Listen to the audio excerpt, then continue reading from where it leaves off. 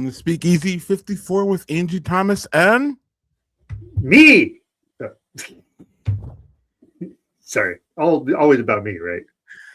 it is. I mean, you wouldn't be white if you weren't centering yourself.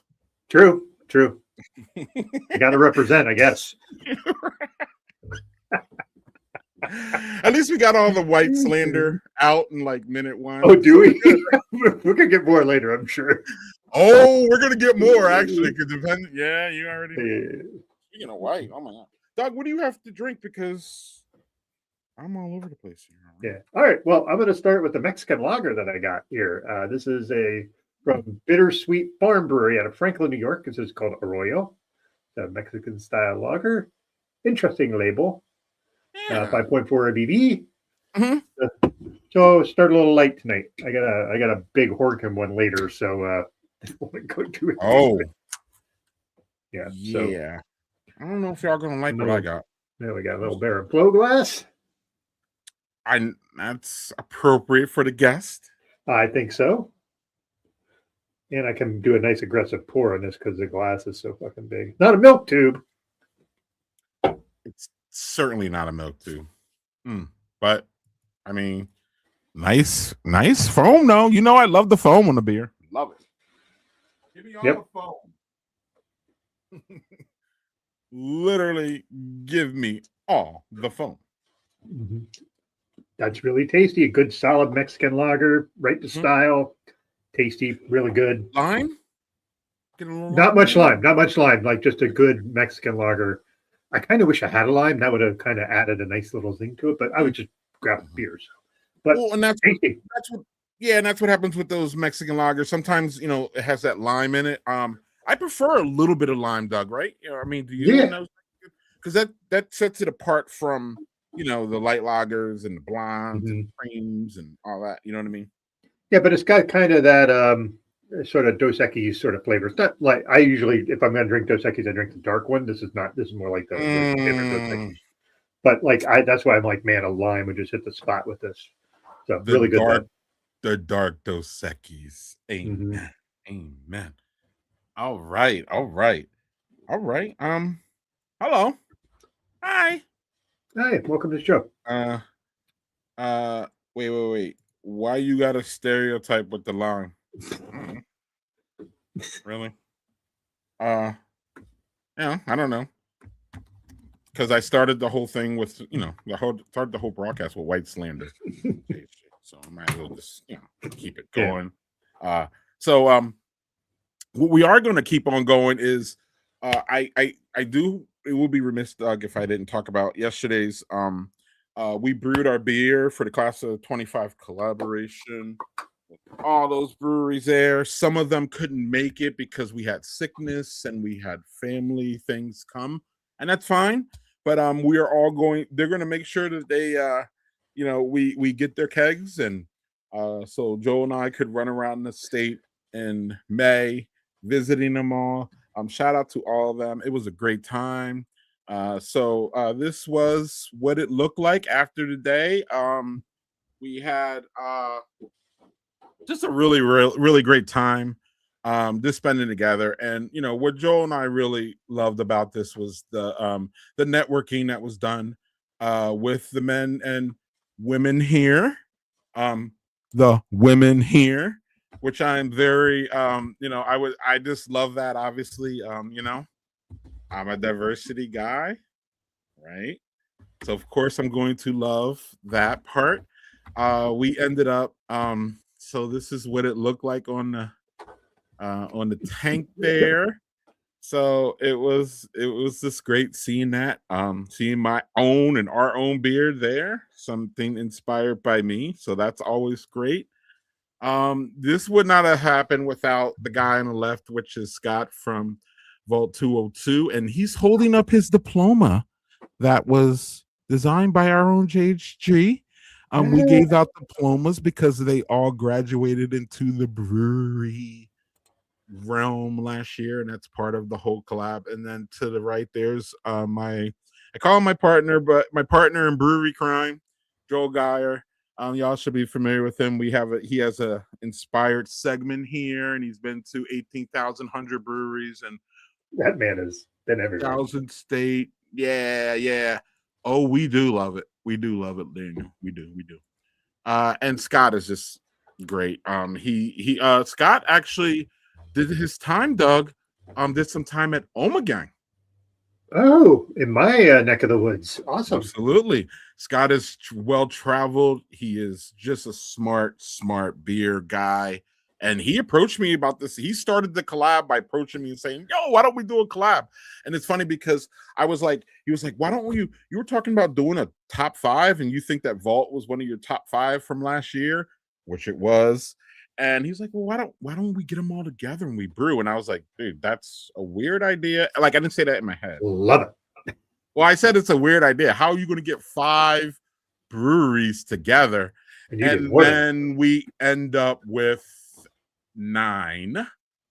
So, I guess at some point I brought into the madness.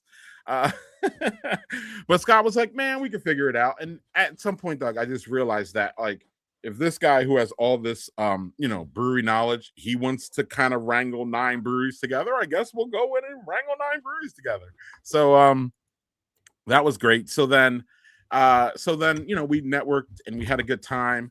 And then we started the milk tubes. Vault 202 has these things called milk tubes, y'all.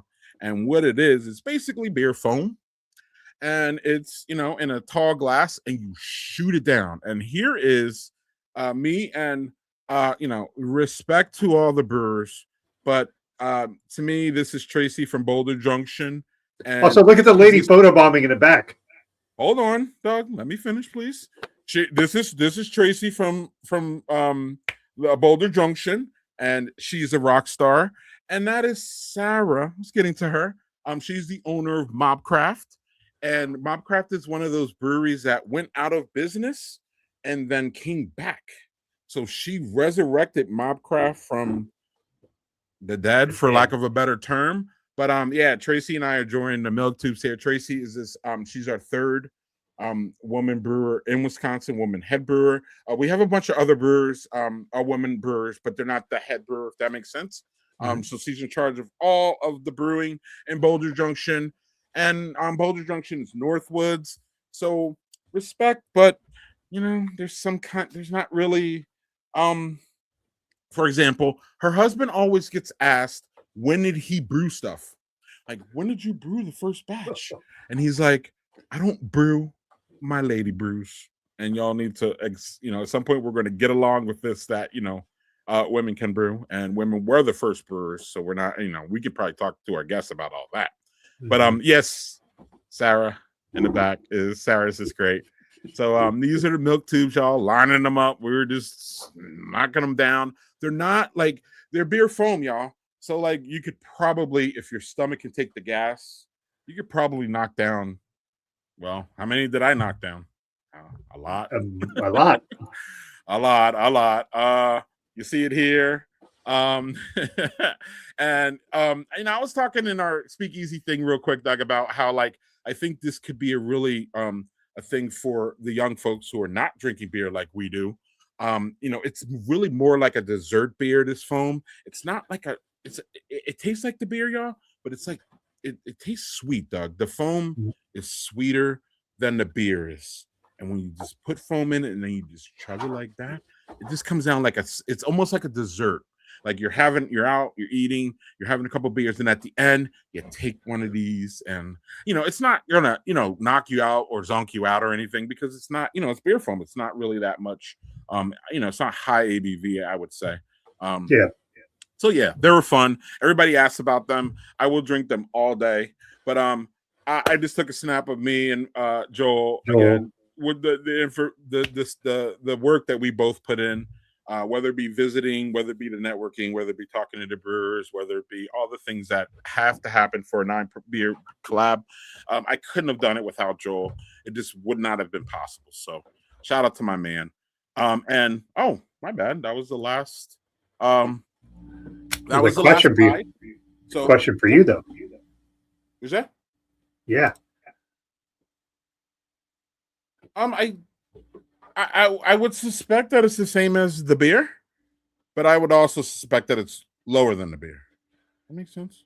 Well, you're not It's a getting as little- much. You're not getting as much of the liquid part, so maybe it's less. right. And then you could really see that here. So on the bottom, there's some beer there, and that beer helps knock it down, but it's not. I don't know. I don't feel that it's. I don't know. That's a great question. And we should dive into that, but not now because we're gonna get to our guests. But um, it was great. It was fun. Vault was just a excellent host, Doug. We didn't pay for a thing, and Vault has banging wings, banging food. And Scott said, "Y'all go up and order whatever you want, and we got you." So all the brewers were drinking milk tubes and ordering food, and it was just a beautiful, wonderful day. Then they did a cask ale at Oh, 3 o'clock, and it was just like dry hop saison, like, oh my oh, god, dog. And like I had to get back because I had to get back to grab my boys and all that. And I was literally saying fuck them kids on the way home. Because FTK, FTK. well, listen, I don't even feel bad because they're not even kids, and I mean they're my kids, right? But they're not kids anymore. So like fuck them adults. Can I say? Well, anyway. Um what what is that, Doug? Well, you take that down. Look at. Oh wow. Oh wow. Yeah. And Flannel it's shirt. true. Yeah, I'm going to the Flannel Fest tomorrow in Janesville. So yeah, I'll be all flanneled out tomorrow. So yeah, Doug, it was a great time. Y'all be hearing more about that in May for sure once the event comes out. And Joe and I will be going to all of the breweries in there, but the one up top here is going to be a little challenging in Boulder Junction. You see that dot up there. Yeah. But as you can see, all those other dots are kind of close to each other, so we'll be able to really do that. But I'm pretty sure I'll be at Boulder Junction maybe the week before. So I actually may get there, but maybe not for. So anyway, Just sort it out. I'm just happy, proud, wonderful that we were able to at least enable the networking that was going on. They all talk to each other, and you never know what that leads to as far as brewery goes. When breweries get together, you never know, Doug. It could be spawning collabs, and even if it's just, hey, I got a problem with this beer, can you help me? Any of those things to me is positive and wonderful, and really about what Badger Beer Report is about, and what we want the community, any kind of community, to be, Doug. Right? You want a community that you care about to kind of be more tight knit in the best way possible. And breweries are. It's not really a great time for breweries, as we all know, but it is a great time to introduce our guest. She is the brains and the creative force behind. I showed it too early, but now Being Black and Craft, which is a program on YouTube that talks to all kind. So we generally, Doug? We generally talk to craft brewers here, right? We have had some craft. Have we had craft distillery yet? I think we've had one or two. But yeah. Okay. I mean, right. It's been 7 years. I'm sure we have one somewhere.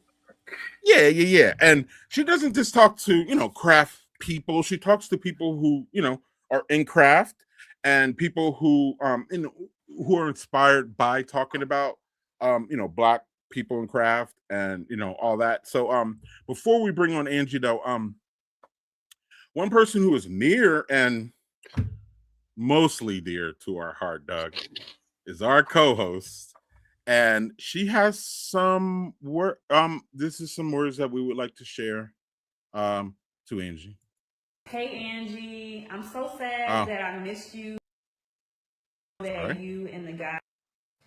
Hey Angie, I'm so sad that I missed you this week. I know that you and the guys are going to be cutting up, but I just wanted to pop in and say how grateful I am for you, and how grateful I am for you in the beer community and the Black beer community especially. You have brought so many people together, and you have introduced so many Black people to a new type of beer, a new type of cider, a new type of alcohol, and that is very, very important. I don't think half of us could have done it without you. But I hope you had a beautiful Black History Month.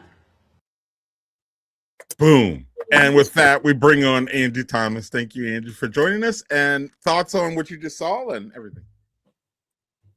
You gonna try to make me mess up my gangster. I'm gangster. You can't make me mess up my gangster. Excellent. That was so sweet. It was so, I mean, I had no idea, but that was so sweet. I just love her. Ancestors and alcohol. She was always in the pocket for me whenever I needed something to do something wild and crazy. She was up for it. Right. And we would not have known her without you. And, you know, I saw her and I was like, wait, we got to get her on. And Angie was like, here, like immediately. It was like 2 minutes later. I asked for it. Angie had the contact for me, all that. So we want to thank you because she's changed our life mostly for the better, Doug. We'll get to the part that I'm not sure about, that I have questions. But no, she's great. And it's about emojis, so it's nothing big, Angie.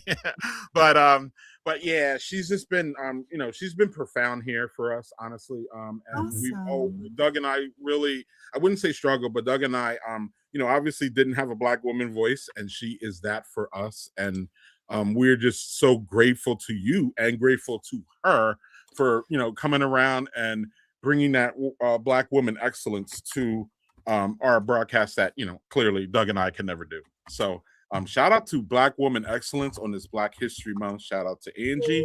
And Angie, do you have anything in your glass? Because Greg does not. He has a Spotted Cow water because he's being good, because I was drinking yesterday and I'm going to be drinking tomorrow.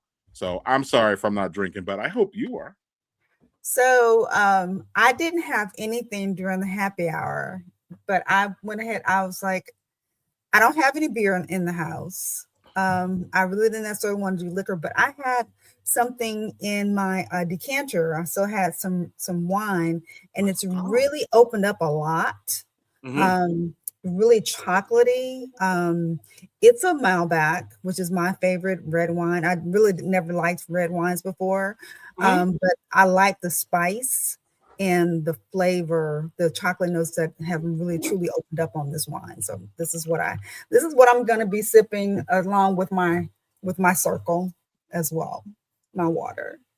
Let's go. So tell everyone who is unfortunately, in my opinion, not, you know, understanding or knowing what being Black in craft is. And it's unfortunate because y'all need to know this. Y'all need to go and see what Angie does. But Angie, please tell us about it 100%. And then Doug, you have follow-up, buddy. So being Black in craft basically was something that started back in the olden days of COVID, when we were all stuck in our houses. Brandon Montgomery, who basically he wanted to just get everybody together, and we started having these conversations, just checking in, seeing how everybody was doing, what kind of beer do you have, blah blah blah. And then he was like, okay, I'm done, I'm good. It was like, no, we're really having good conversation, we're having these stories. So we ended up collectively trying to keep the momentum going and talking to people that were people of color that are in the craft industries, in the industry, and also trying to kind of maneuver.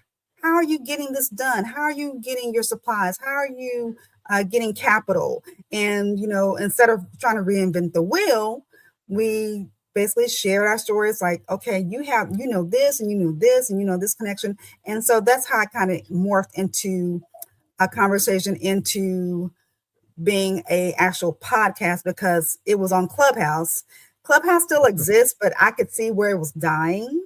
And I said, I have to get it off of there. So that's when I turned it into a podcast and kind of been doing solo dolo for the last couple of years. So I guess from 2020 until now, I've been doing it, basically doing with craft beer, but kind of morphing into all fermentation. So yeah. So before we get to Doug real quick, Where is that wine from? Daniel would like to know. Ooh, I don't know because I've had it for a minute. I think it might be from Australia, but I don't even have the bottle anymore to even go and see. Okay. I think Malbec's traditionally from like Australia or Southern Hemisphere, really like South America, Argentina, Chile, and places like that. I think that's where I've seen them. My wife likes Malbec, so that's kind of how I know that. But yeah, Doug and I had Maibach on the brain, obviously, because we just brewed one. So I'm like, wait, a Maibach wine? Wait, nah. So anyway, Doug, you go, buddy. Yeah. I was going to talk about the Angie thing, but with the wine where it was from. But I just anytime we could see things where folks, I'm going to use the word marginalized, and I don't mean that in a negative connotation. I just mean folks that don't have as much resources as folks that look like me do, and having that pushed to the front so people can actually hear and see what you're doing matters. As obviously we have Brianna say that really matters. So I know it's sometimes it like even Greg and I have had moments where like, man, not many people are watching, but like some people do, and you're going to reach people that need to hear that message. And I think it's really important that you keep bringing those folks to the fore, so we can all learn more, because that's important, So not really a question, more like just thank you for doing that, because I think it's really important. Appreciate it, because it seems like I'm talking in the abyss and just trying to y'all know how it is, trying to get guests and trying to make sure that they come and that they show up and that, you remember to press record. I had an amazing interview. I forgot to press freaking record. Oh. I just could have died. I have nothing to show for it. I mean, and we were getting it. It was just amazing. So yeah, you can't really recoup that after it's like gone. There's like a certain sort of magic. Just magic in the moment. That's the only thing I can do. I said, okay, y'all can come back, because they're going to actually be, it's a wife and husband team that they're going to be making their own vodka. I said, okay, you'll come back when you have the vodka. So I'm gonna buy it, and then we can chat and try to get a little bit of that magic back, maybe.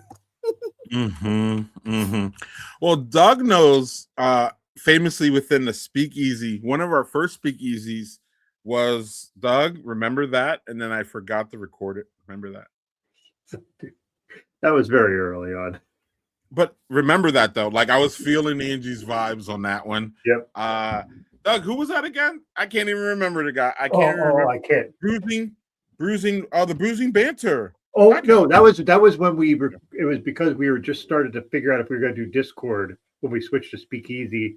And we just, and that show was just like you said, Angie, there was just magic going on. Like everybody was being super vulnerable, and like talking about all kinds of raw stuff. It was, and fun. I was like, Angie, wait till this comes out. This is gonna be good. And I went and looked, and it was nowhere to be found. And that's Doug. Like, it went a couple days, and I was pissed off at myself. Oh yeah, I was beside myself, so angry. But so I feel those vibes. But ultimately, though, Angie, the goodness shines through, and you've had so many really powerful conversations and things that I've seen kind of reveal.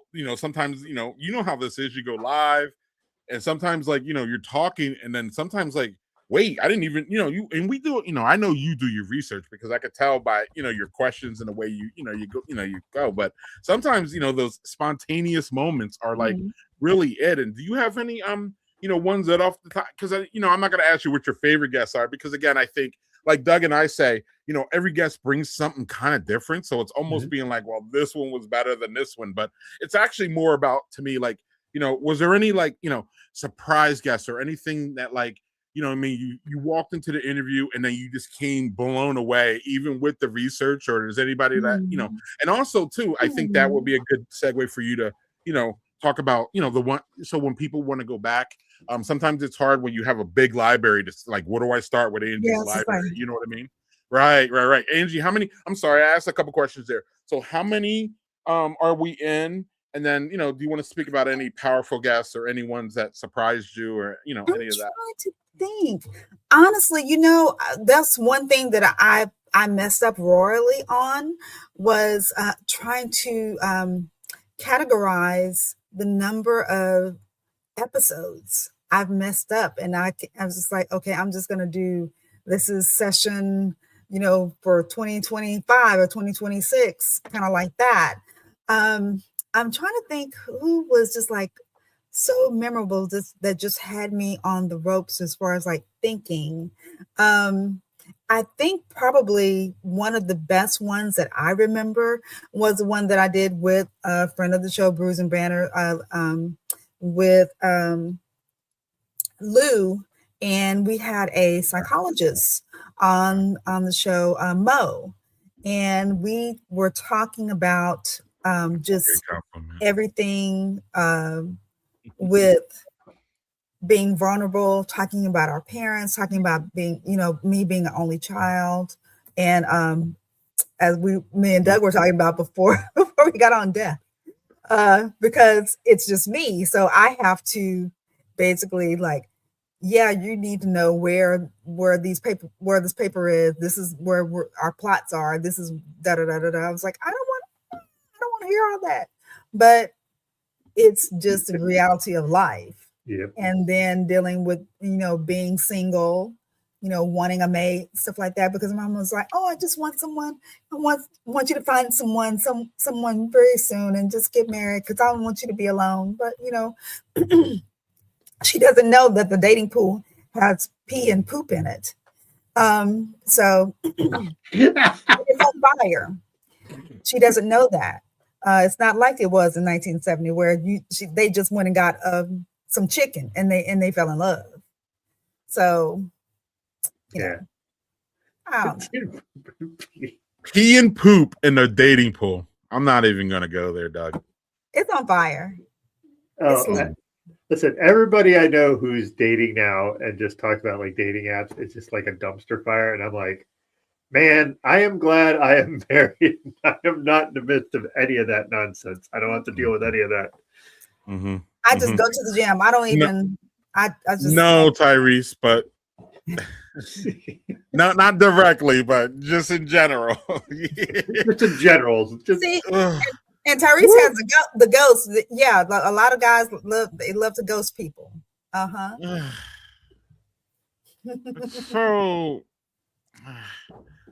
I don't know, Doug. You follow up.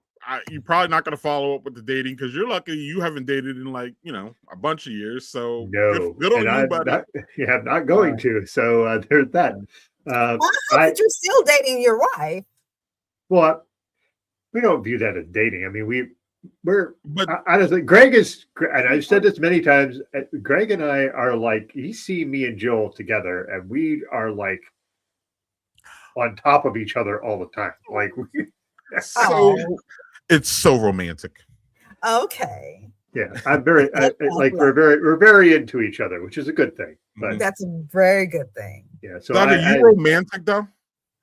I can be, and there are times when I'm also very task focused. So sometimes I forget to be in this. Like, okay, tomorrow is Joel's birthday, and I have a gift for her, but I did. There's a couple years ago I made plans, and it kind of went terrible because it was not. Because it wasn't really, I was trying to do something like a surprise dinner thing, and it was public, and she didn't want to do public stuff. And so ever since then, I've been very hesitant to like plan things. And then we were driving to the gym today, and she's like, I feel weird asking this, but do you have anything you want to do with people at birthday? I'm like, I am open to doing anything you want. Like, but I was afraid, like, I was like, fucking, like, I didn't want to fuck it up. Yeah. So right.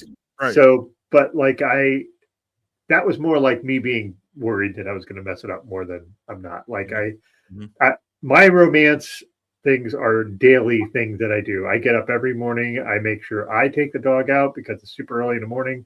And after that, I make coffee for her, I bring it up in bed, and then I make breakfast for her. Every day that I'm home, I do that. Like that is my daily. That is romantic.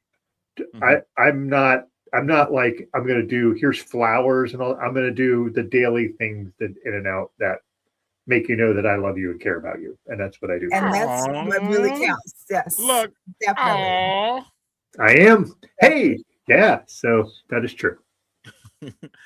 Is Jill romantic? Would you describe her as romantic?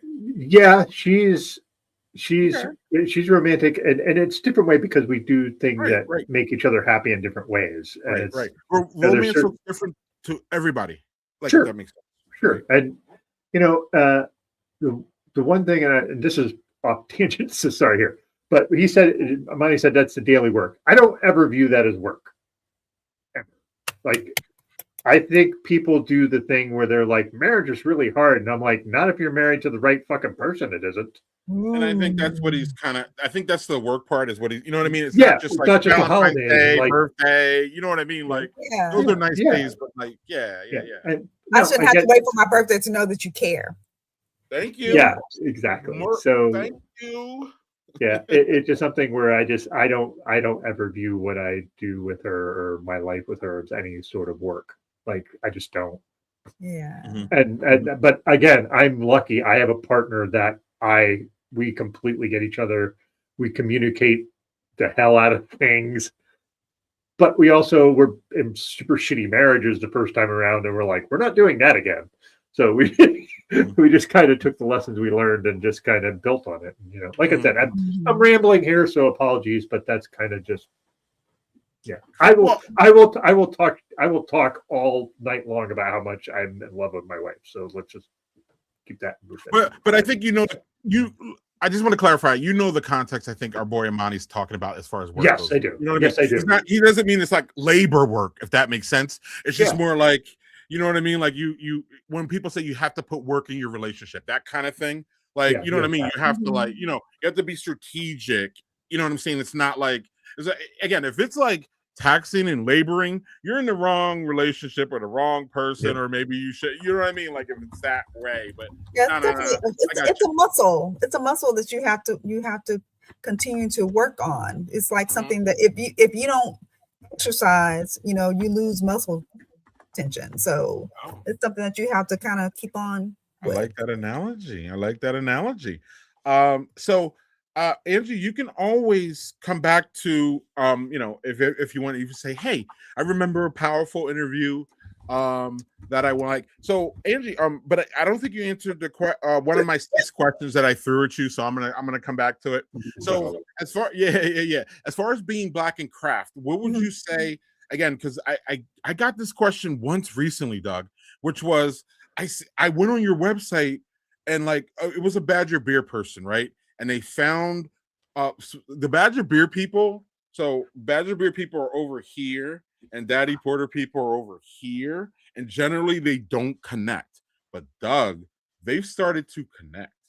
And one of the things is someone's asking me, hey, I saw all your Daddy Porter stuff, and I saw you're doing Brothers and Booze, and I saw you were doing Speakeasy. And where do I start if I want to like kind of consume all this? And I'm like, first of all, do not start at the fucking first episode, because that was a train wreck. I would say start at for Brothers and Booze. I would say start at honestly show 50 or something, respectfully, because that's kind of when we tightened up our thing and started having like guests and like like how this is, Angie. It's a work. I'm gonna drop Doug a little bit. We're back to it. It's a work in progress. You know what I mean? So your last being Back in Craft is so far different than your first one. So definitely. So what do you? I mean, obviously, but I don't want to do any of this. Doug and I did not start with guests, so we had a bunch that were no guests, and it was just him and I talking, and I don't know if y'all would like that. So, I mean, y'all can. If y'all really like us, y'all really like that. But I think you would like once we started bringing on people like Angie and, you know what I mean, all the wonderful guests that we've had. So start there as far as Brothers and Booze goes. And Speakeasy is a little bit different, and that's a little bit more new. So if y'all just wanted to start at the Speakeasies, y'all can do that too. But some of those are behind firewalls and not being seen because of that. So, Angie, is there a place that we should start in your discography? Videography? Definitely. I mean, what I did do was I pulled a lot of stuff that the conversations that we had on Clubhouse and pulled them and actually archived them through Spotify. So if you do Spotify, it's supposed to be everywhere, but definitely Spotify is where you can find all the archive, like older episodes, as far as us being on Clubhouse and having that dynamic, which was just maybe having a guest, but then we had questions. We opened it up for questions, and people were able to ask and stuff. And that's one thing I do miss, being on Clubhouse, being able to have that conversation with other people and sharing. Another one of the guests that I remember that was kind of memorable for me was the Berry Godmother. I love to play games just like y'all do. So I created a game where we talked about different shapes, because she's like a mathematician or something like that. She has a noggin on her.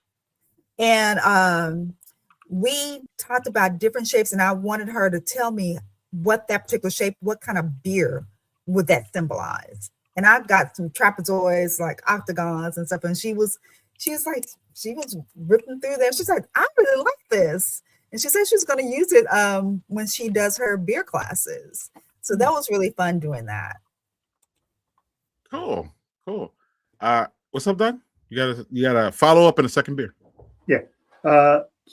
I think that when you talk about having different guests and just the idea of being like, oh, well, I'm going to have and bring out these different, like the idea of playing a game with someone like that is like super genius, right? Because then you can pull out things from them that you might not get just in a regular sort of interview. Like you're just going to be like I said, we've had some guests that are like not known to us, so we would have to kind of steer kind of neutral. But I just love the idea that you're just kind of roll. Let's just try this and see if that goes. Yeah. So, but, just to make it fun, because I want to make sure that they have fun, because it's not really a traditional conversation. Like I have questions, but they're just kind of maybe like a cushion, like a blanket, because if whatever we're talking about, or if they go off into a tangent, those questions kind of go out the window and we're just talking. And I would probably say about 60% of that is just me just, complimenting what the conversation is going on. Yeah. And you don't have crazy people in your comments like this either. So like, oh my gosh. Or he always watches our first episode. Yeah. That's literally the only way to watch our first episode. You gotta be on some kind of. You gotta be drunk or high. You gotta be one of the two. Or probably both is probably the best way. Preferable. It is. We played a clip of this 2 weeks ago on our 7th anniversary show, and we were like, it was not great. Anyway, Doug, that second one you got, buddy? Yeah. So Daniel Fisher will like this because this is out of Brooklyn, baby. 6 Point Brewing. Ooh. Oh, here we go with this Dubai chocolate. It's finally made the breweries.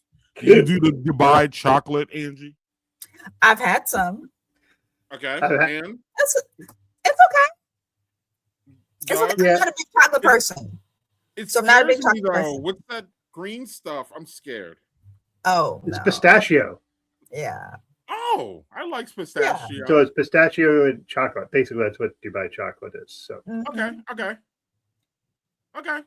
I've had it. I was like, okay, but it's a Dubai chocolate stout. So yeah. Dubai chocolate is all the hype at Costco.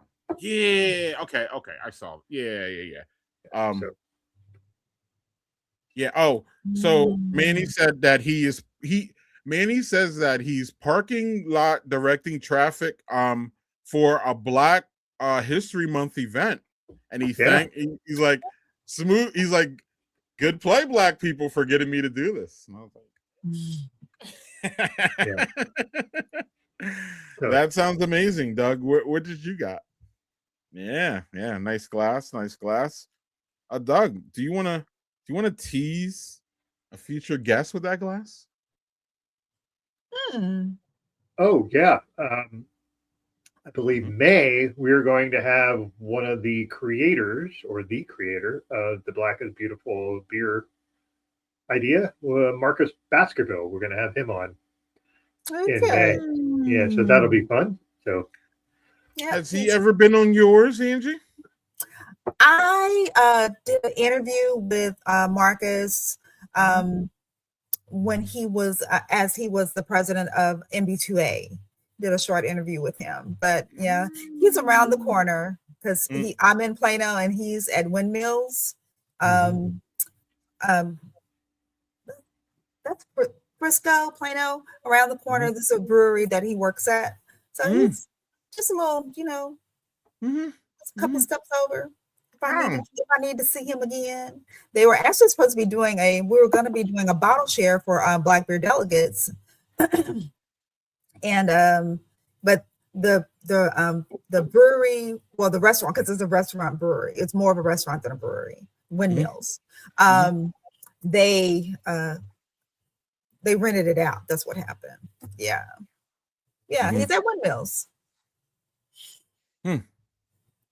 Cool. So. Yeah. Okay, Doug. Well, good get, Doug, because Doug's been working on that one. Yeah, I've been working on it for a few years. Yeah. I was busy. Well, it was one thing where it was when he was still working at Weathered Souls, which no longer exists. But that's when you started? That's when I started. That was several years ago. And then he was out of craft. He was out of craft brewing for a while, and I was like, well, he's got these different ventures, and he's trying to get. And I didn't want to bother him. And now that he's sort of back into craft brewing, and I was like, well, I'll see if he's interested. And he's like, absolutely, man, that'd be great. I'm like, okay, here. What would you like? Come on. Right. So this is a great segue for Ange, because I know Ange has been through this. If you're a booking guest person, there is this, level of, reaching out and, Ange, when does this, like, when do you stop chasing someone and how, all this? So I mean, you don't have to mention any names, but you can relate to the whole, reaching out to someone, like 4 years ago. And then, like, at some point, you're just like, and walking up and seeing them. Oh, okay. I had this recently with somebody. I won't name their name, but yeah. Hey, how you doing? And what kind of I'm still on red, huh? Right. I don't even know how to follow this one up, Doug. If you got something. But eventually they went ahead and came on the show. But yeah. And some I called them out.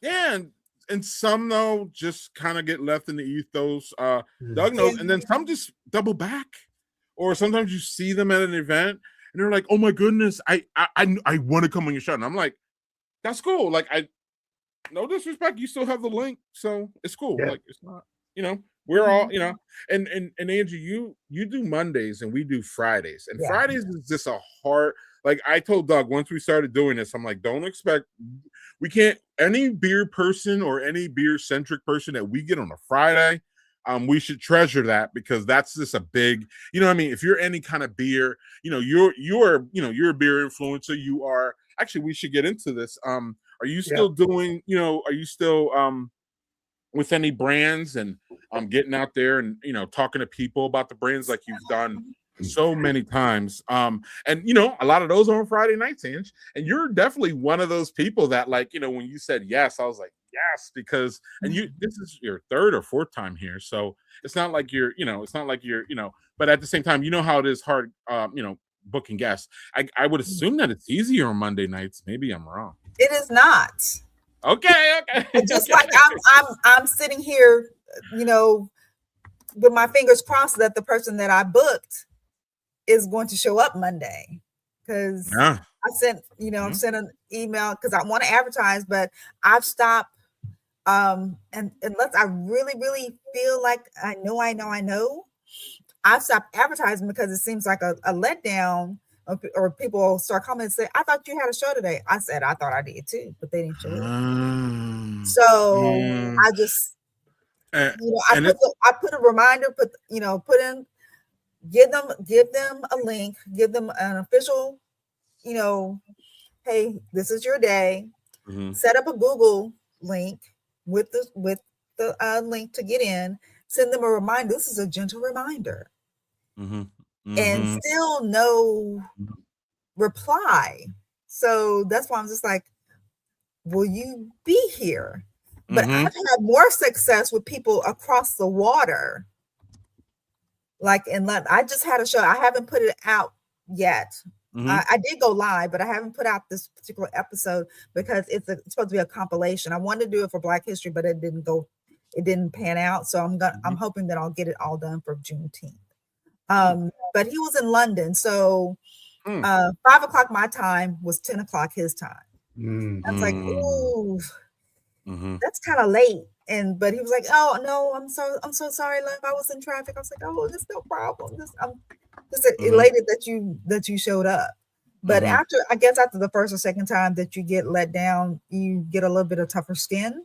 But I haven't done it to where, and I think I'm gonna have to do this where it's just the two of y'all. I'll have to go solo dolo and just do a show. Maybe it's not an hour, maybe it's 30 minutes of me just giving out beer news, because the stuff that's going on within the community, really all over. That people that I usually share the news on that Monday, and I haven't been able to share stuff. So it's big things like Funky Town. They got like $1 million, big $1 million contract from Chicago. So I was really excited about that, and I haven't shared that news. Or with Urban Garden, she closed one shop and she opened up to another shop. So now she has a new brick and mortar for just a minute. So there's stuff that's going on that I need to share. So probably more likely, regardless if I have a guest or not, I'm gonna have to go and do my thing. Two things I heard here, and then I'll let Doug in. Number one, Doug and I struggle with this too, which is past guest news, basically. And it's just hard once you get so many guests to cover dynamic guests and people who are just constantly making moves. You're just like, wow. And I'm like, Doug, do we have any past guest news? And Doug's like, no. And then I'm no. And then we go live and I'm like, oh man, we didn't talk about Leanne Wong. Oh my goodness. Like, you know what I mean? And so you almost feel like, it gets daunting because you have so many guests to keep up with all. And you don't want to leave anybody out.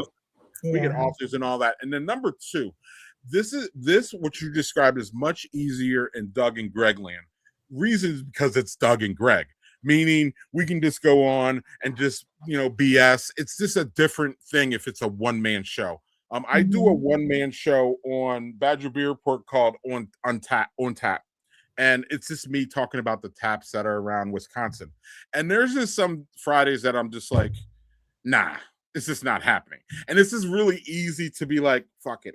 Excuse my language, but fuck it. I'm not, I don't feel it, or I don't have enough taps. So then it's just, when you're a one-man show. But like when you're a two-man show, it's a little bit harder. And Doug, as I've always said, I said, well, I'm looking up in my messages and Joel sent me a message. So that's why I see up here in my tabs, I see Joel sent me a message. And I don't need to click on it because I'll get the verdict. My point is, Doug has been, honestly, we would have not made it to 7 years with this without Doug.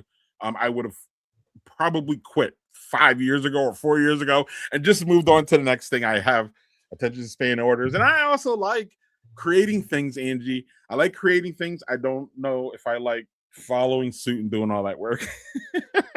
So I can relate to you. And again, it's kind of hard to be a one woman show and not have a guest, because obviously that is the dynamic that you bring and offer. So shout out to you for persistence. We're going on 6 years of being Black and Craft, basically, right? Yeah.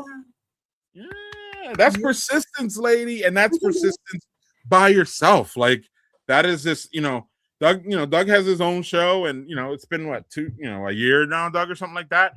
But like Doug knows how it is to like, I'm helping, Doug and I pretty much do that, mostly together. But Doug does it mostly. But the point is, Doug, you can relate to Angie as far as being a one-man show with a guest. You have anything for this part? Well, I feel you on this very much. Like I do a show called Mortal Content, but that Mortal Content show is all over the place. It's like I could talk about movies, books, podcasts, social media, whatever. I go all over the place. Mhm. So I have kind of a broader range of folks I can ask to come on. Doesn't mean it always works. Like there's been some guests I've had in that show that have not been we haven't jived. It doesn't mean that it's bad. It's just that's the way it is. But like if you're concentrating specifically on the spirits, the world of spirits, whether it be booze, wine, beer, whatever, that's not niche because it's still very broad, but you're like, here's my focus. And I have a bigger pool of folks to actually ask. So I've been fortunate that I've been able to have a bunch of people willing to come on and just blab with me for a little bit. But like if I had to do a show myself like that, I would not do it well. But you could. I wouldn't. Like Greg and I come on the show and we just play off each other. One, because we've been doing this for fucking 7 years. But the other thing is like I'm good at playing off of other people. That is a strength I have, and I know I have it. And like there's a lot of times there's times I've come to show and I didn't know the guest, I didn't know anything. I just came in and I roll with it well. And that's just something that I do. If I had to do something like just by myself, I could. It would not be to the quality of what Greg and I do on here. I know Greg and I always poo-poo it and say we're just kind of dopes, and we are, but like we work this really well together because we're very good at playing on it. So and it's that chemistry, right? Yeah, Meyer could be like, I'm going to take 30 minutes. Here's the news. And that is a really specific skill that I don't have, and I admire. And with my Badger beer stuff, Joel and I riff off each other now. We're actually getting really good at it. It took us a while to get some chemistry, respectfully, but like us too. Yeah. So right. But again, you made a really good point, Doug. Is that like being a one woman show like Angi? Sometimes it's hard to get that chemistry with that guest, especially if you just met them or you don't. You know what I mean. So that sometimes that is missing. Thinking that you have the chemistry, but it's like watching paint dry. It's just like, give me something, and then was like, okay, we're out the air. And then it's like, then you spout up, you give me all the gold. Right. You're supposed to do it while we were live. Right. So with us though, it's an interesting dynamic to post because most of the time people are drinking. So then the post game sometimes is like, it's wild, and you're right. And sometimes we don't want that ish on live, Doug. We just can't. Sometimes you want to keep that behind the closed door a little bit. Yeah. Right. So it's actually the secrets, the things are like, oh, I couldn't share this live, but I can tell you. So then I really do feel like a news person, like this is off the record. So I have to keep those secrets. Yeah, I got that last night. I got that yesterday at the beer thing, Doug, or at the brew. I walk in and there's a malt guy, he's like I think he's a malt guy. He's a grain guy. He brings the grains to the brewery, so he knows all the breweries. I walk in, Doug, and he's like, "Oh, you're Greg from Badger Beer Report." Basically, he's like, "Everything I say is off the record, bro." And I was like, "Okay, all right, okay, well, we'll go like that." And then he proceeds to say all this stuff that I would love to put on the record, Doug, and you can't because he said nope. Right. And then I got called a journalist too. So I was so I don't know if y'all saw my post on Daddy Porter. I'm not an alcoholic. I'm not a journalist, and therefore I'm not an alcoholic journalist. But so people have been calling me an alcoholic forever. So it's fine. I've embraced it. Like, how do you drink all that without y'all don't understand tasting and all that? And so whatever. We're not gonna go down that rabbit hole. But Angi, so before we move on to sillier stuff, and we may not get back to being Black and Craft until the end, where do you see, being 6 years in? Doug and I had a conversation the last time we were at Barrel and Flow in Pittsburgh, and I was like, Doug, where do you see this going? Like, do you ever see an end to SpeakEasy or the Brothers and Booze? Do you see an end? And Doug's like, no. And I was like, okay, because it wasn't like I was seeing the end, but if Doug was like, maybe a couple more years and we can do it, I would have probably been like, yeah, Doug, you're right. Doug's like, no, I don't I love doing this, dude. And as long as you want to do it, I'm doing it. So do you have a vision for, do you, because again, Beanbag and Craft has morphed.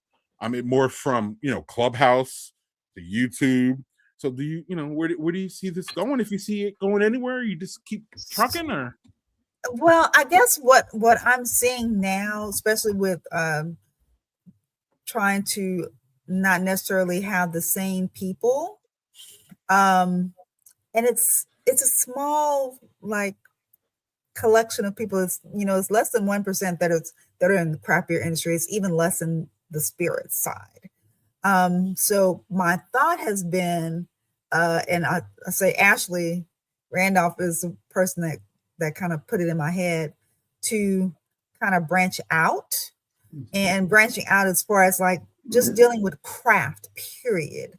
Because I'm a cigar lover, so doing something like with people that smoke smoke cigars or make cigars, or they have this other thing, but just as long as it's some type of craft that is for people of color to kind of get their insight in how they started their business, how we can support them, because scrolling on Instagram, you always find, this particular, the top 10 Black clothing lines that you didn't know about.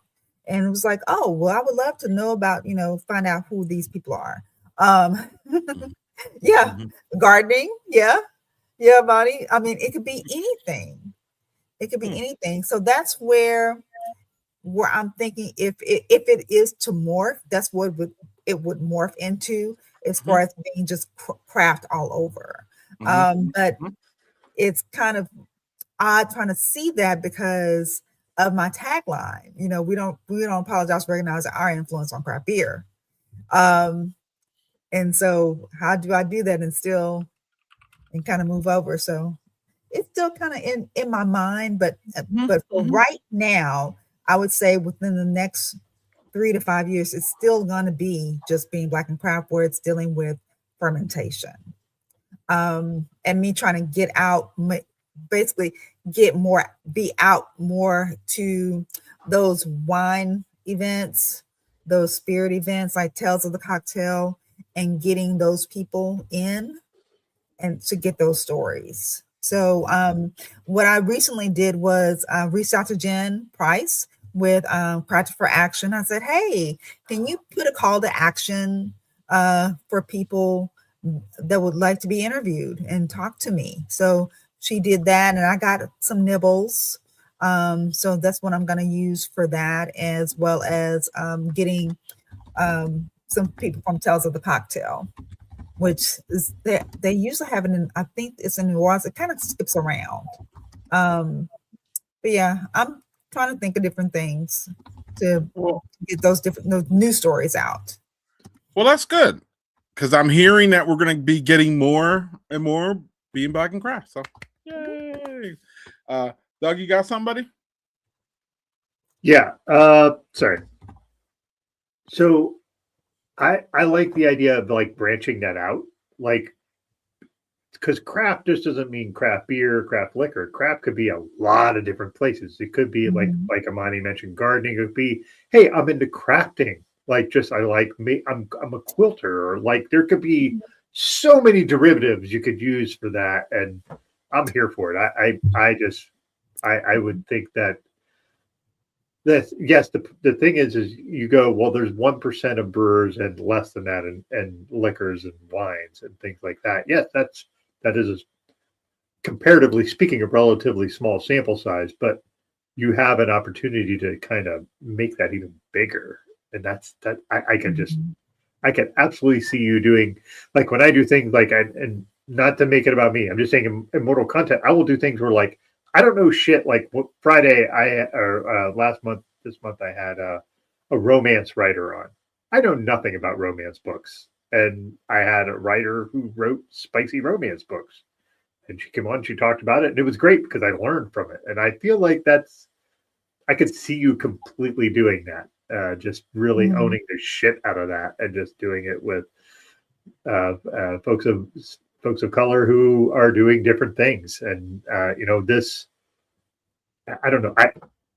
I know how industrious you are and how committed you are. And I can really see you just doing a million things with that and just, knocking it out of the park all over the place. Mm-hmm. So yeah, I appreciate that. Yeah. So, Angie, we like to have, you've seen this before. You've been here. We like to have some goofy fun. So, we're gonna jump into that now, if you don't mind. If y'all don't mind, Of course. because I struggle in this area and I need my friends to help me. And some of y'all haven't been helpful, so I'm hoping Angie will be helpful with this.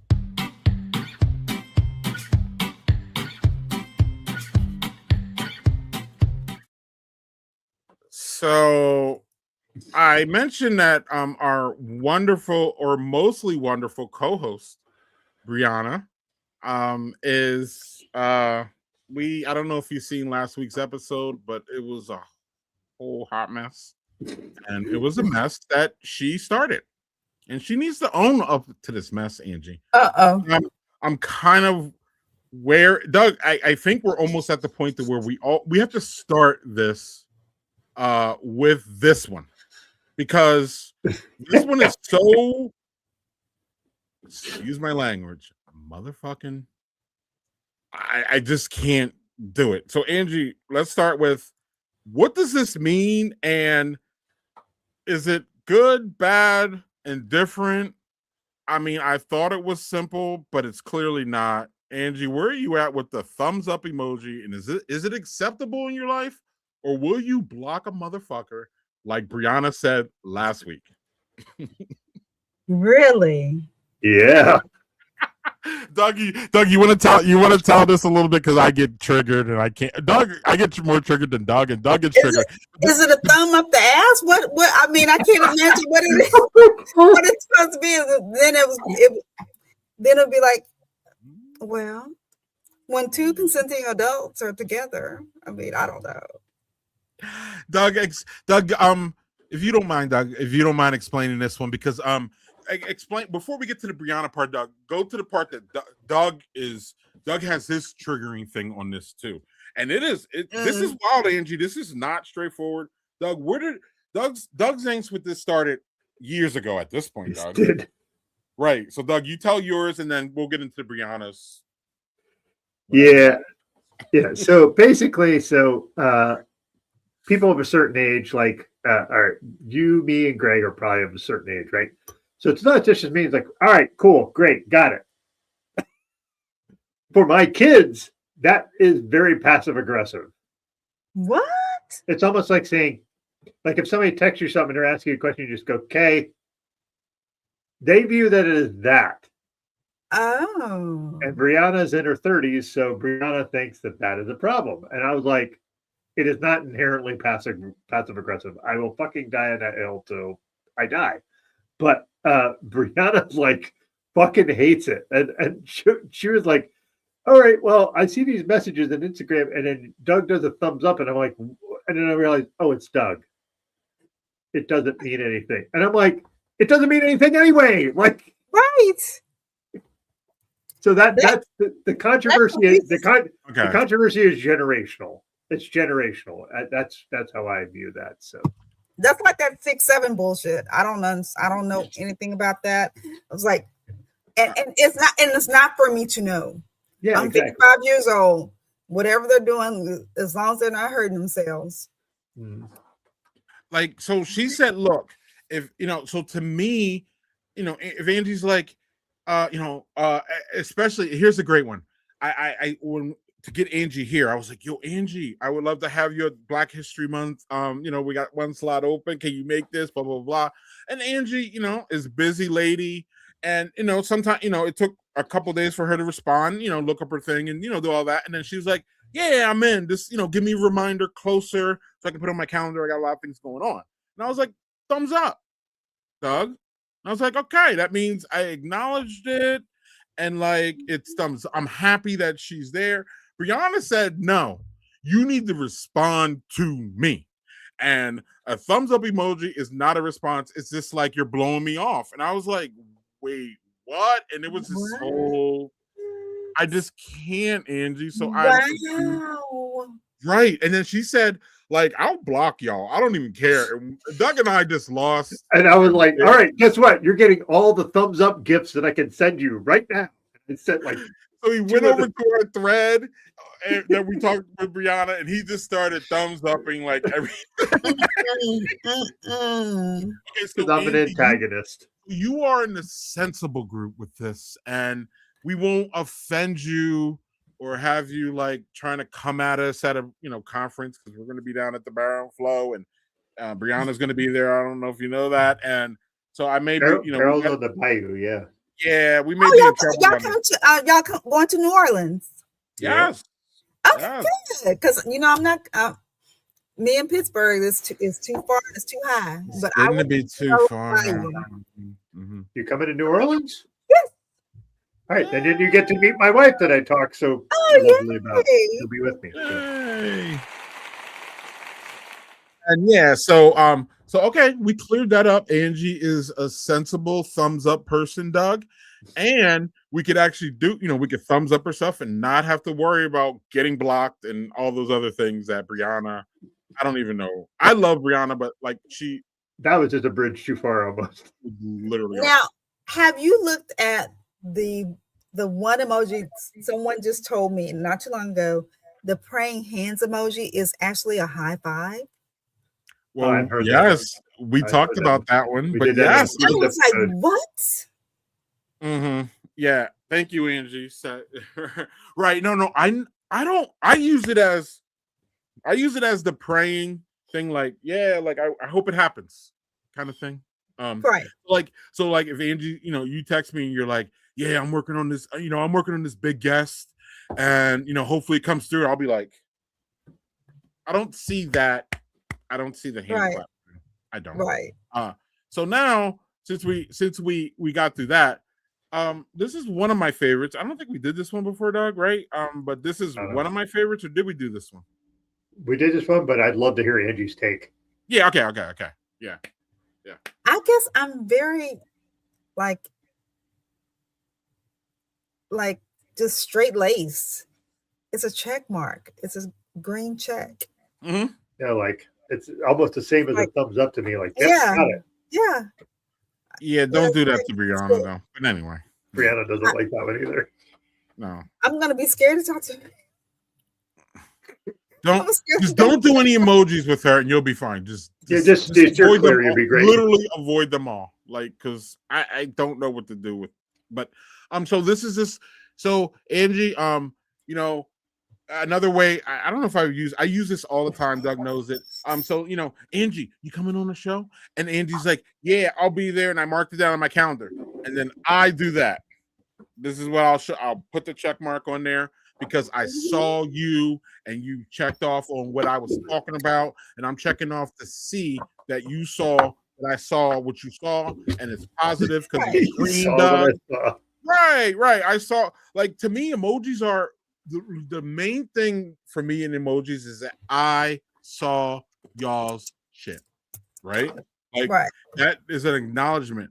But Brianna's like, I need to give her a full essay explanation about literally everything that we respond, or I'm not, we're not getting the full context. So, yeah, anything. So this is what do you agree with us on what this means? Yes, because I'll give you an example. I'm in a chat with some of my girlfriends, and they were like, they wanted to go and have dinner. I said, hey, if you can do the 25th, that would be great.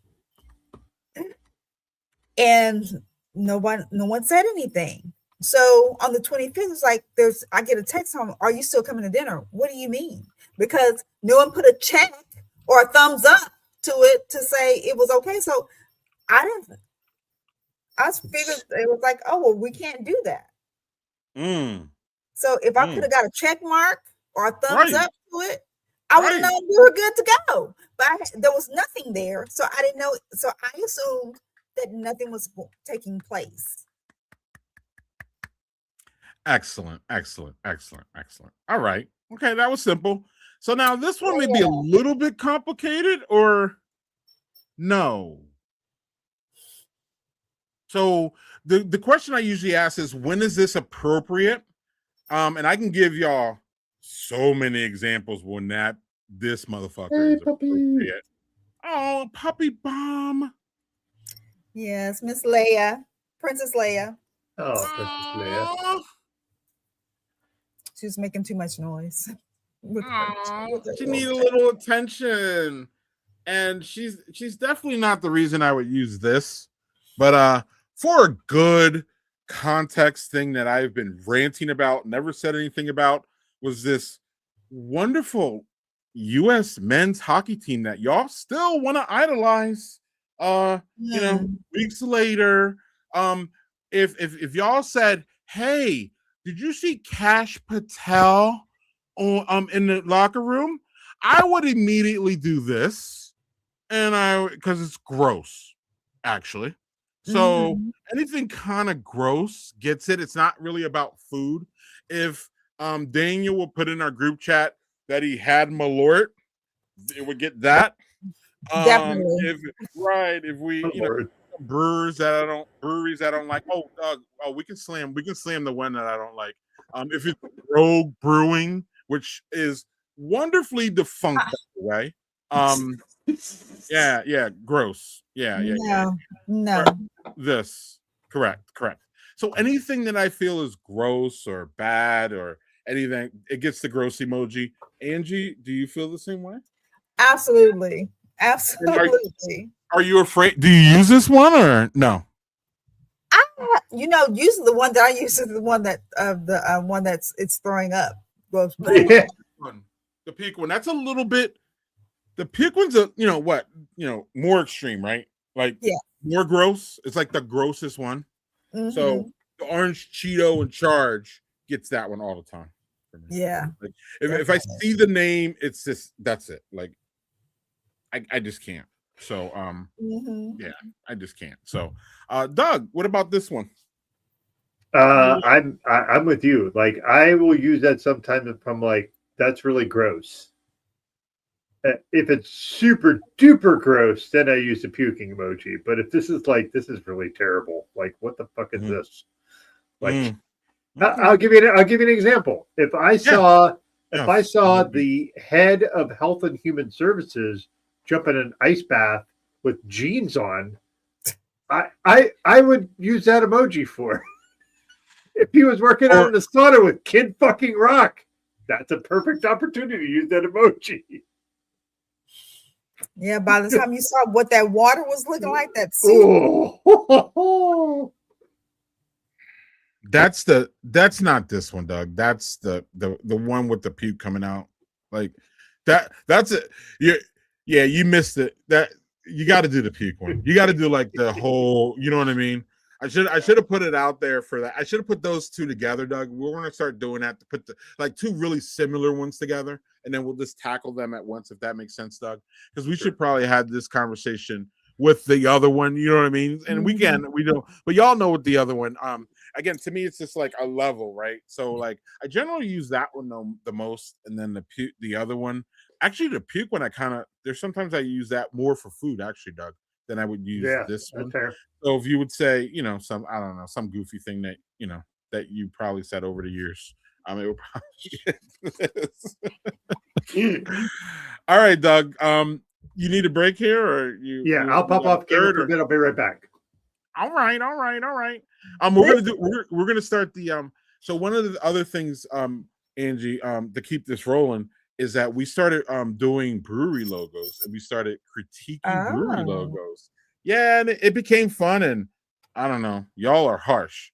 So instead of doing actually I need to roll a little bit. I need to roll this.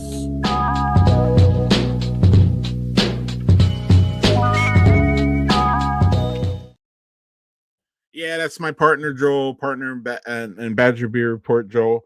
And he's been to 50 states. He's been to almost 1,500 breweries in 50 states. Wow. So he's inspired us to look at logos, and he normally sends me them. I asked him, I say, send me some logos. But this week I wanted to get, and I've been teasing that we're going to move off of breweries a little bit, come back, mix them in, all that. But this week, I really, really, really want to talk about this debacle because Doug and I did not tackle this when it was, front of mind. But it's this one. I know everybody has an opinion on it. It is this mess. And I heard y'all didn't see Angie's reaction because unfortunately I kept it up. But Angie, let's speak on all of this mess. I see that wonderful smile. So we're just gonna let you go. And if you want to talk about the new one, the old one, the controversy, what's the problem, any of that. Yeah, let's tackle this one. I think what makes me giggle is the controversy of it all, because I know that I have a lot of friends that go to Cracker Barrel. I've gone one time, but the whole just, I guess, aesthetic of it, looking like an old-timey place to go into, and then it's just like you're stepping back into 1940. I don't know. Thank you. I don't want to. I'm sure there's somewhere else that serves grits and eggs. I'll take my Waffle House. I'll go to the Waffle House instead. But this one, for the complete outrage, I don't understand it, because it's still Cracker Barrel. It's still this racist place. I don't. Why do you have to have this old man there? What made it so different? But yeah, it was. Ugh. It's not even a white guy, because weren't white people pissed off about this, or? Yeah, they were pissed off just completely about it. About that person wasn't, that image wasn't there. Because it wasn't black people, right? Like black people weren't mad. I didn't see that. I saw that it was. So, the resident white person in here needs to answer. So, well, first of all, before we get to before we get to your opinion on whether it was good or not or whatever, why were white people? And you can, Doug, you can speak for all white people here. We're good. Oh, again. Mr. Cracker was gone. Doug, you can speak for all white people because that's what we do. We speak for everybody here. Doug, why were white people mad at this? Do you understand? Did you get it? And I know the white people that didn't like this aren't Doug's favorite. They're not my demographic. You definitely don't know why, but you're gonna have more insight than Angie and I, clearly. I feel like the people that bitch about it are the same people that think that Democrats are evil, even though they're pretty ineffective. Hey, it's just, what do Democrats have to do with this, or what do Nothing. Okay. Listen, hear me out. Okay, my bad. That's change. They don't like change. There's change. The only thing change. There's some fucking racist farmer with a fucking barrel next to him in the first one, and there's no racist farmer in the. Wait. How is he racist? He's yellow. Like, so this is the part of it that I never understand. That dude is yellow. So y'all made him white? Like, of course he did, because the presumption is the guy's white. The presumption is because it says Cracker and Barrel. It's some Pepperidge Farm remembers shit. Somebody said that. Right. That Daniel Fisher said Pepperidge. That's the fucking presumption, is because it's just some white dude, and there's not a lot of black farmers either. He looks like some hayseed from the. Yeah. I mean, he definitely looks white, clear. I mean, the projection is white for sure. Old country store has a very specific connotation, does it not? Very, very much. I married my cousin. Yes, Angie. Thank you for saying it out loud. That was where my brain was. Mm-hmm.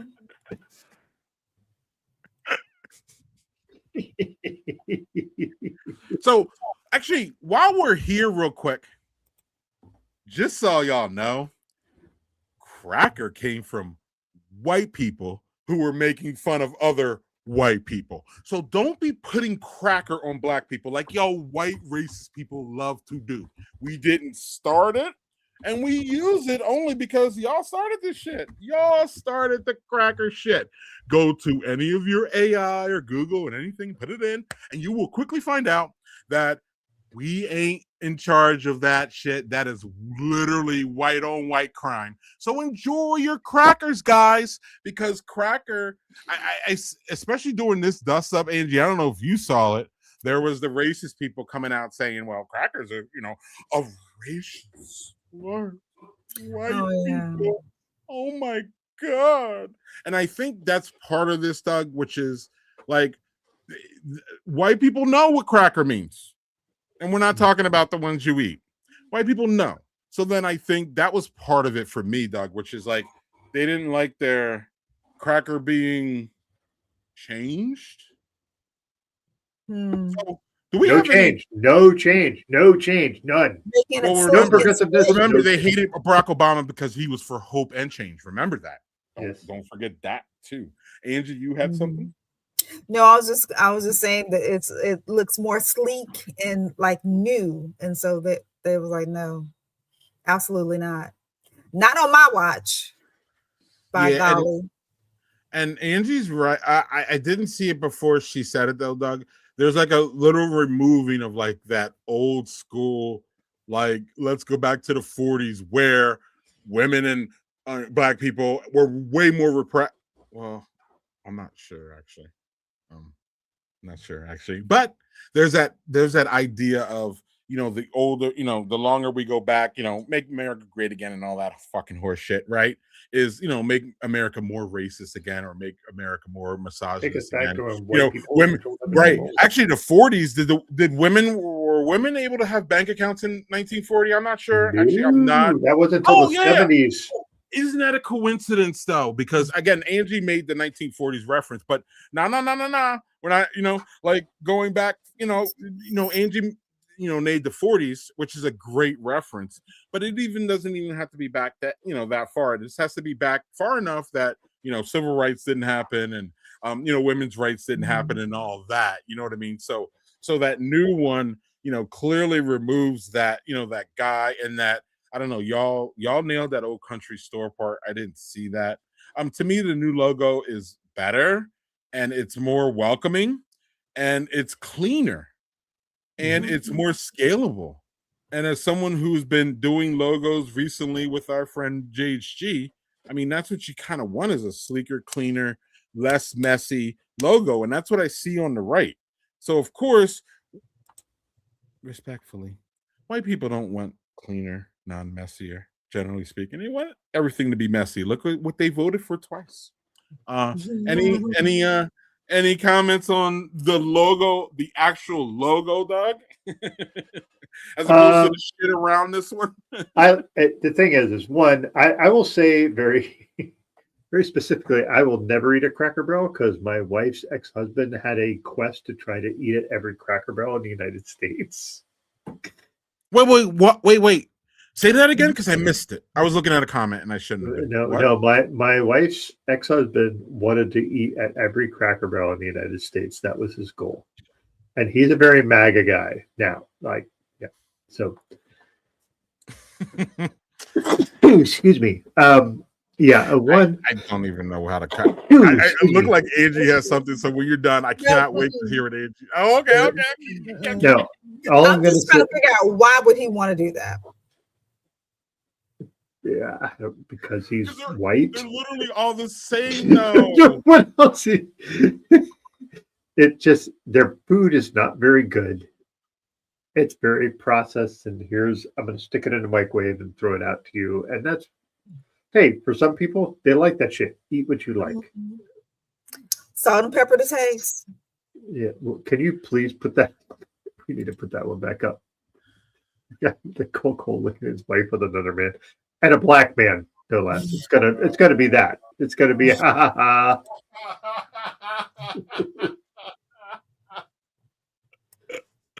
But anyway, again, white people can't say that they don't like messiness when they voted this bitch in after the first time. So y'all aren't getting away from that messy shit with me. My co-host and my guests can, they have their own opinion. Yeah, I said it. because again, you knew he was a mess, and he's still a mess, and you still, on some level, still cheerleading. I don't care about the whole, his approval rating is only whatever. His approval rating was the same fucking thing the first time, and y'all came back again with the shit. So miss me with all the excuses that y'all love to come up with. But I don't know. I just don't understand. To me, the right is just the way. So now we're back to the left one, right?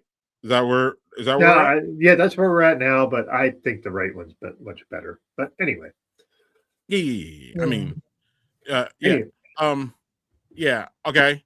Right now. But again, given a chance to go again with him, they will. So, right. So who cares? Again, your approval ratings is this fodder garbage that just fills their head and keeps you off of what you really should be doing, which is concentrating on your family or your business or whatever the fuck that you need to do. That y'all get all messed up in that. Well, who cares? Who gives a fuck? It literally doesn't mean anything.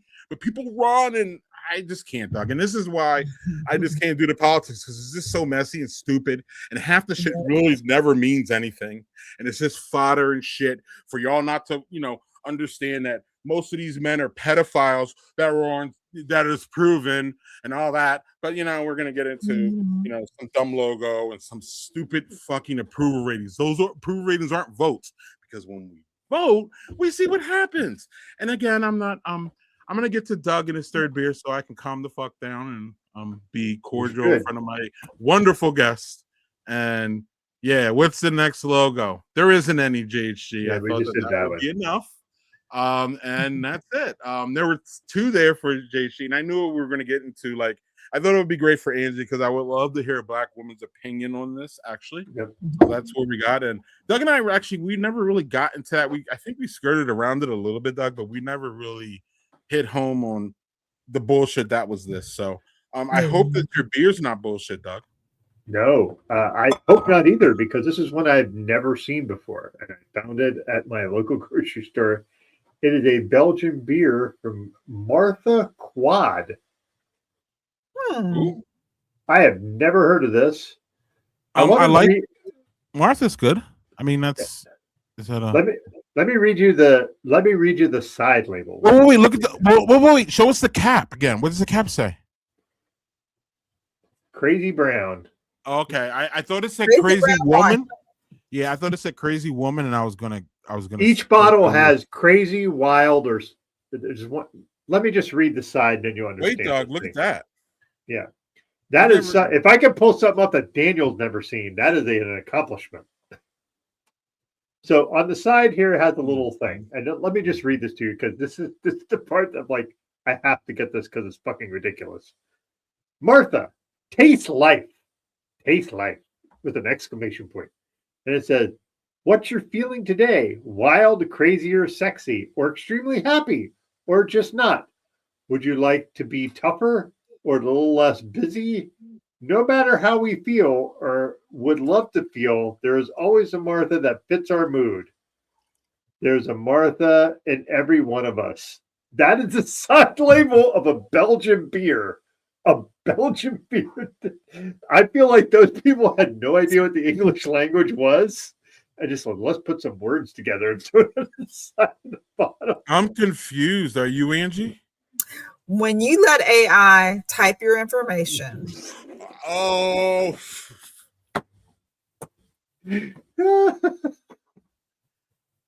That's what you get. This is why y'all gotta listen to black women. They know everything. They literally have the key to every problem that we have. Look at this. Why did you say that name? I'm missing the reference to that. I got it, Monty. What did I miss? Batman, Superman. Oh, okay. Mm-hmm. His name's Martha. Mm-hmm. Yeah. Mm-hmm. So anyway, we're going to open this. And it's I'm intrigued. This is a 12% beer. This is why I was like, this is the big boy that I was like worried about. So, okay, let's go. Smells like Martha. I don't know what Martha smells like because I've never met Martha. Snoop Dogg has. I guarantee you, Snoop knows how she smells. Look at the head on that. Holy fuck. Snoop Dogg. Anyway.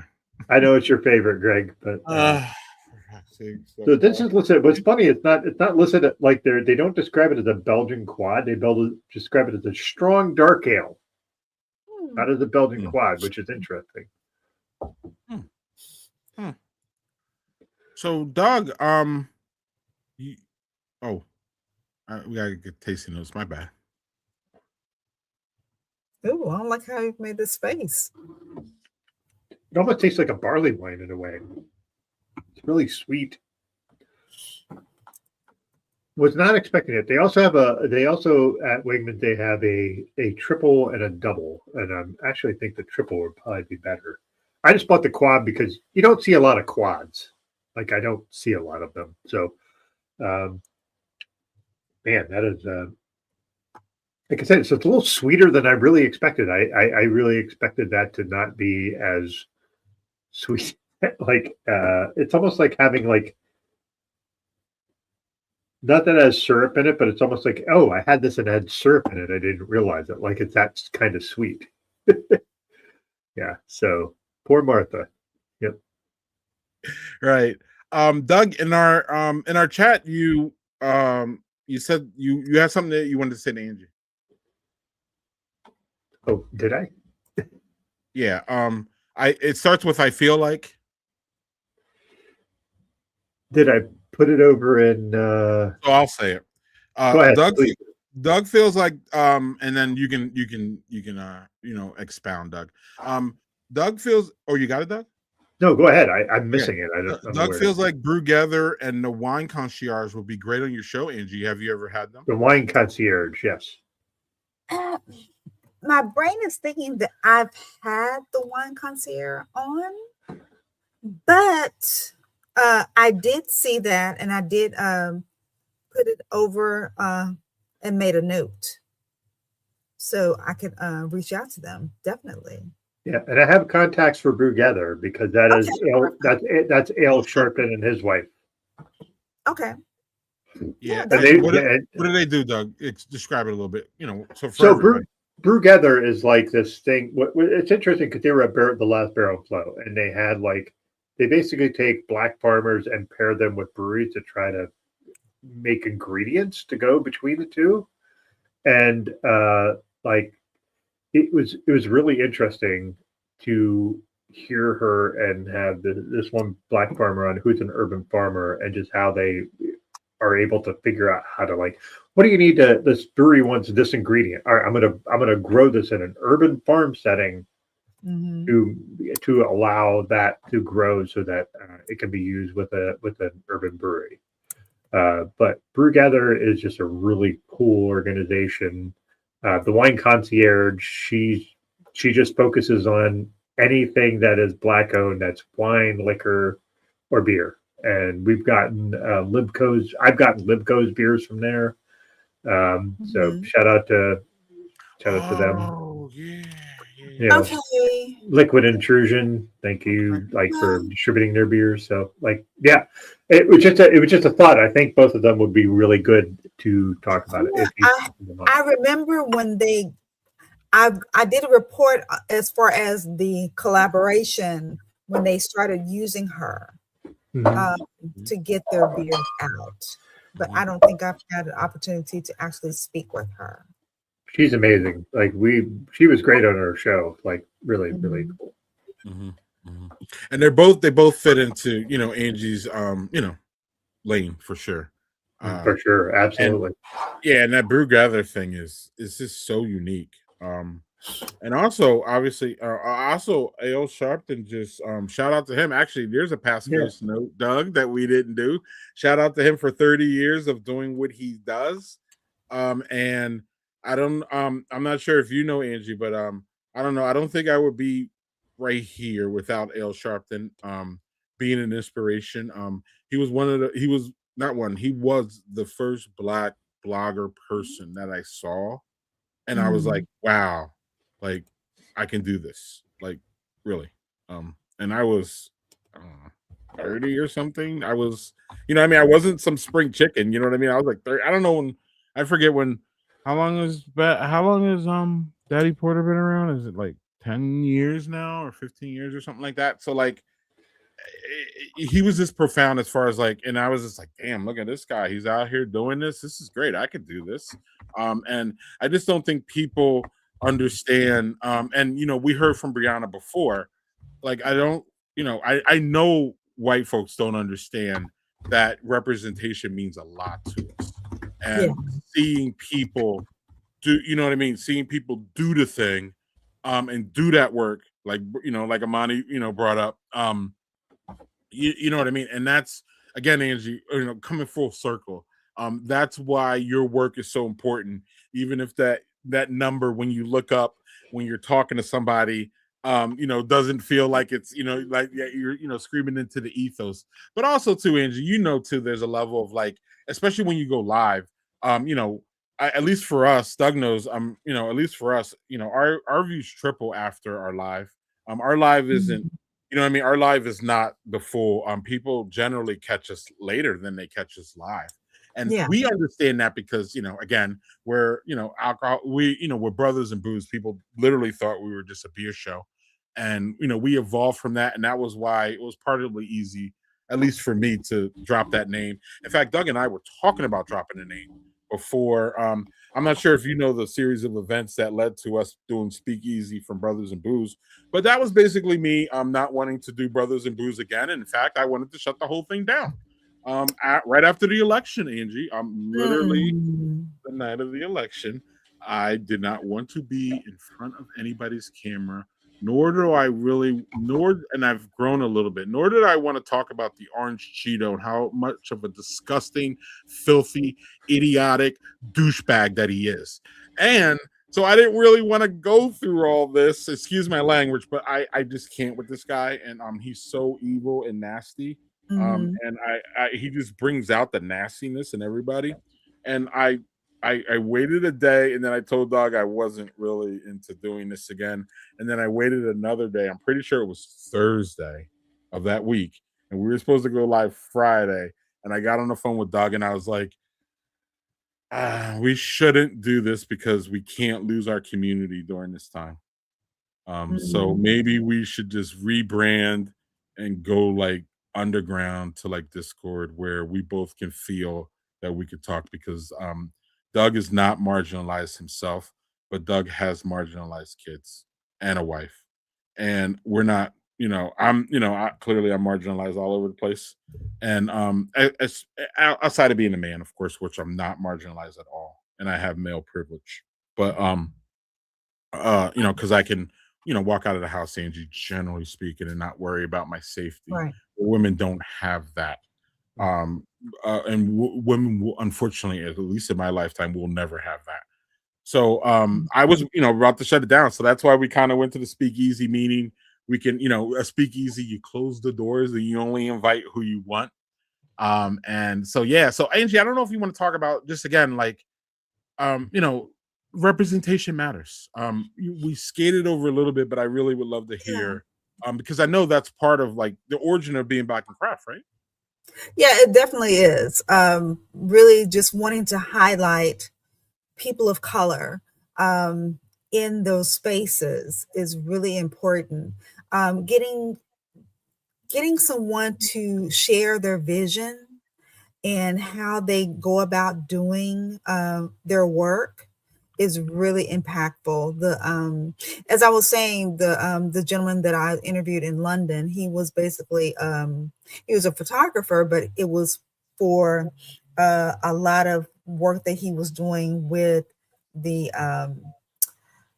Palestine and the BHM there, just like it was everything. And he was like, he was saying how he didn't feel like he was wanting to do this. This was not something in his mindset. And to be a creative in that space of photography, showing very picturesque moments of people that are dealing with violence in capturing that and seeing the anguish or seeing the frustration or seeing the resilience. That is also what being Black in Craft is, showing those different facets and knowing that you're not alone, and how I did it like this. And one of the questions that I'd like to ask here every once in a while is like, what can you tell someone about absolutely do this, make sure you don't do this, and just getting their ideas of what, kind of hurdles that they would have went through, because that might be able to help the next person. So you don't have to do the same thing over and over again. But everyone's going to have their own road, of course. But if I can help you along the way, give you some like a workbook or a playbook of sorts, that's really what is important. That's also what NB2A is supposed to be.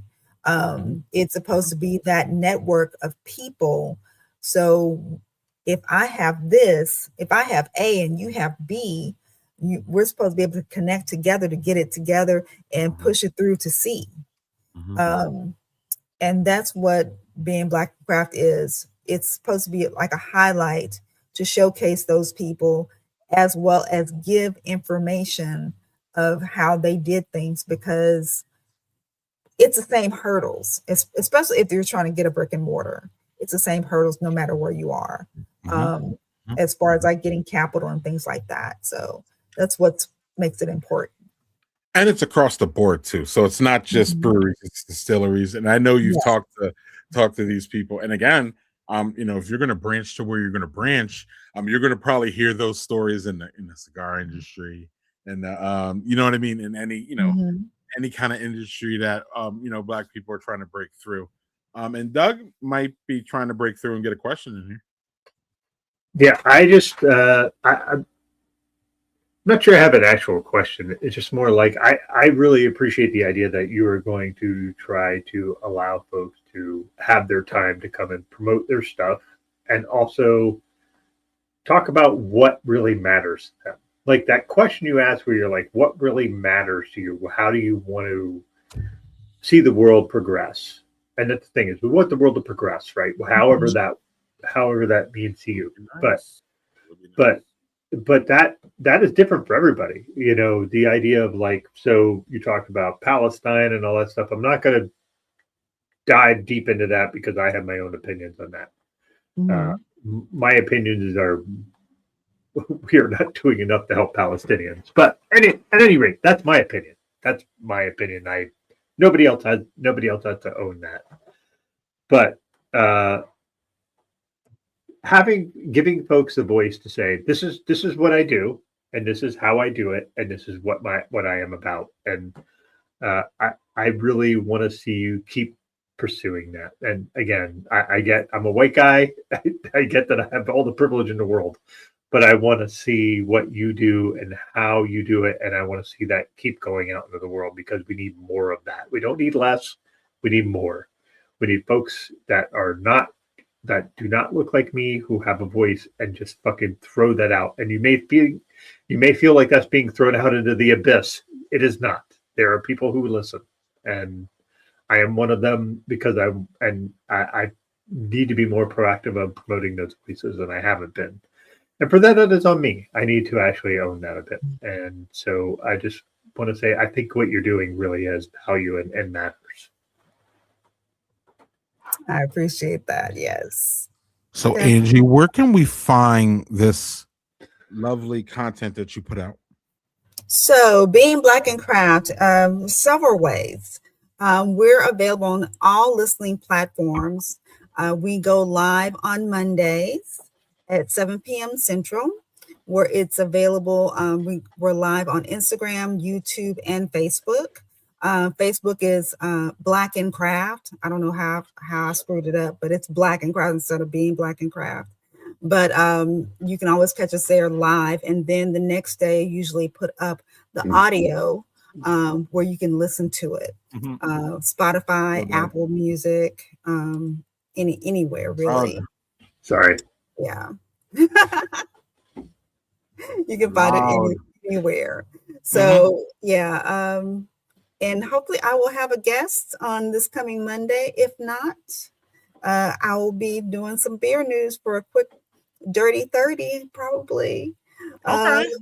Yeah, but what the thing that I guess I would say that I would want to tease, I'm hoping to correlate my time that I went to Brixton in London, and Brixton and Harlem have a very unique story. They're sister cities, and I'm not sure if you know that Celeste, Harlem Brewing, has a spot in Brixton, London.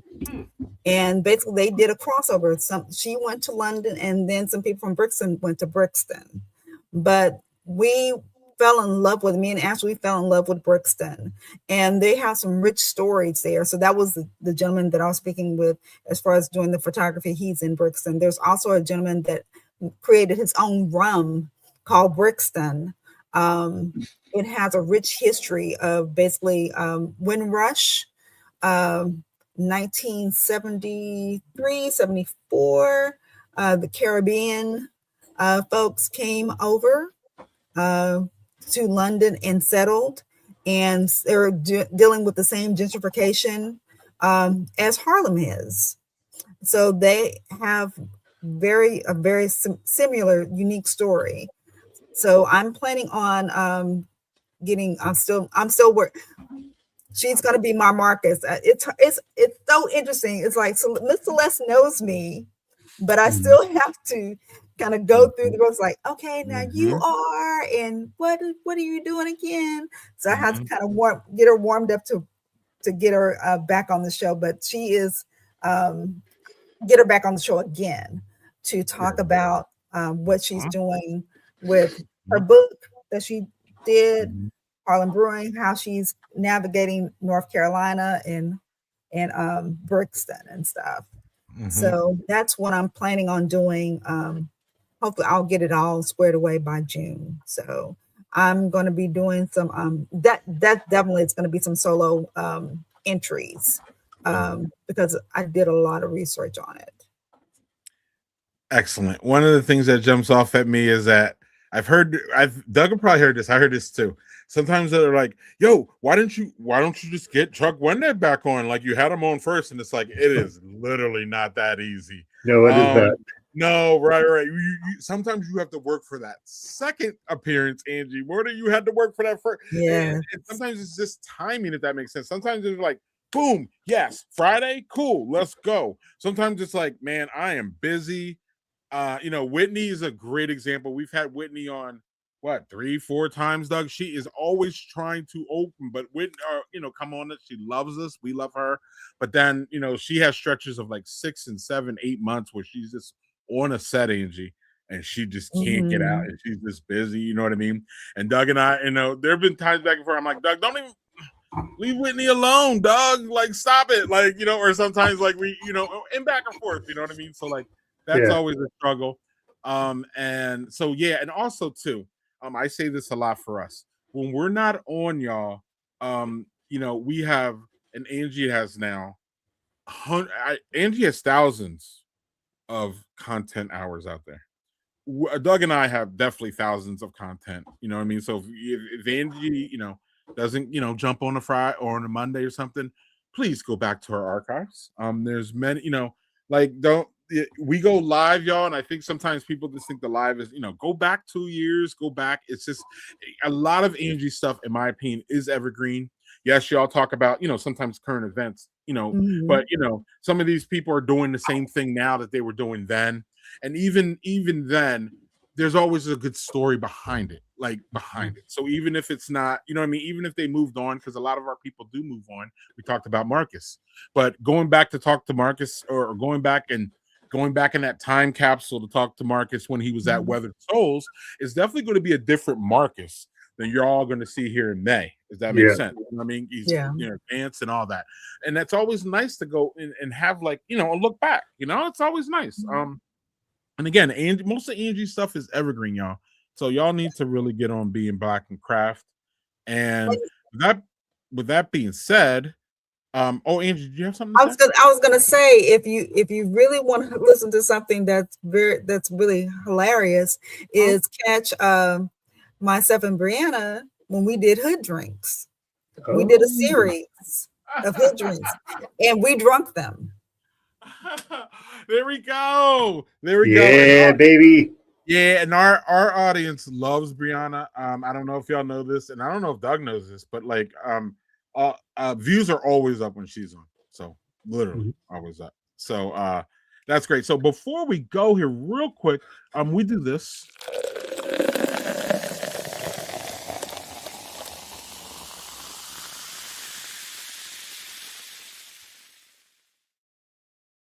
Ladies first, Angie, what did you have?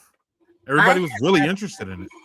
A Malbec with rich chocolatey notes, and it is a wine. Wow! It has that cocoa nib kind of flavor, with a little bit of pepper, a little bit of like white pepper. Fascinating, and that comes out of the grapes. That chocolate. Wow. Because brewers will just throw cocoa nibs in anything, respectfully. Sometimes it feels like so. Wow, it's great. That's almost like when that citrus comes out of the hops, right? Is that yes? Okay. Or coffee comes out of or chocolate notes come out of coffee. Correct. Okay.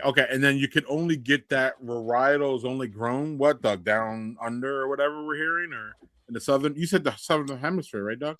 Yep, correct. Okay. Old English. Yeah. Yeah, I'm not thinking about that at all. Fucking old English. Right. Daniel, you can think about that.